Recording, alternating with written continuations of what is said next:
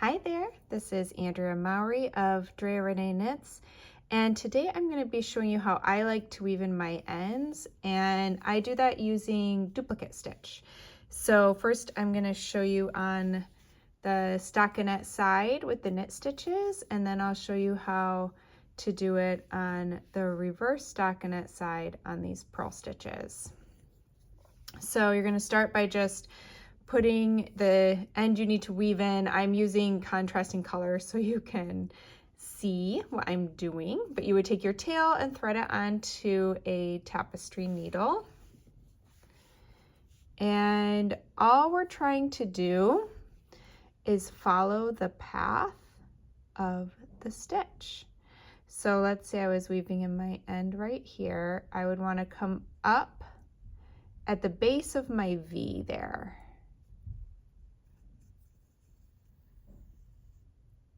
And then I want to follow its path. So I'm going to do the right leg of the V and go behind both legs of the stitch above.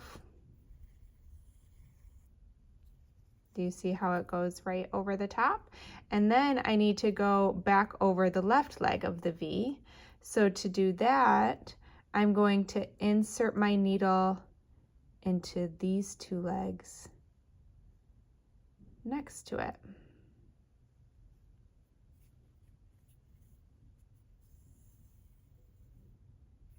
And that is one stitch duplicated.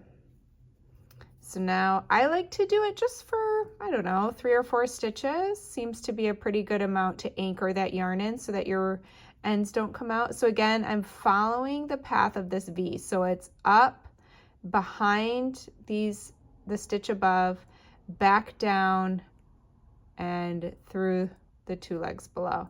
So we're going to go up the right leg, insert our needle,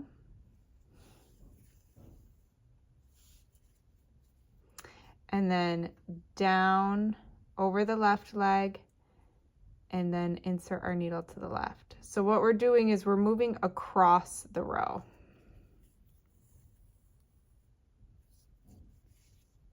There we go. Let's just do one more. So going up the right leg by inserting our needle behind the top stitch, and then coming back down by inserting our needle through that stitch to the left. And that's it. And if you want, you can kind of anchor. I like to sometimes kind of split through that stitch, because remember, this would be at the back of your work. So this would be if you were doing maybe a reverse stockinette sweater. And we would just pull that up. You could do it once more just to secure that yarn, and then snip it. All right, so now we're gonna do the reverse stockinette side. Let me grab a little more yarn here. So this is the more common side you're going to be weaving your ends on in.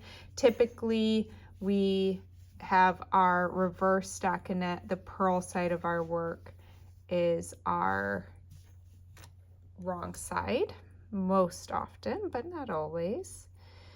And the one I'm going to do, this is also very similar to what it would look like on garter stitch. Garter stitch looks really similar to how you do it on reverse stockinette. So again, what we want to do is we want to follow the path of our yarn. So let's say I was even kind of bringing this yarn up from the bottom here to weave in. I'm going to bring this a little closer so you can see. So let's go ahead and we're going to follow this stitch here. So I would insert my yarn, and you're just following the path of that stitch. And so you can see how it curves around and down here. So that's what I'm going to do. I'm going to go under and then back, kind of kissing up next to where I originally had begun. What word do I say there? All right, and now do you see this curve here? So I actually find the purl side to be very satisfying, because you just kind of do this wiggle like that. You keep going. So I'm going to go around this curve, kiss back up next to my yarn, and then around this curve, kissing back down to my yarn below.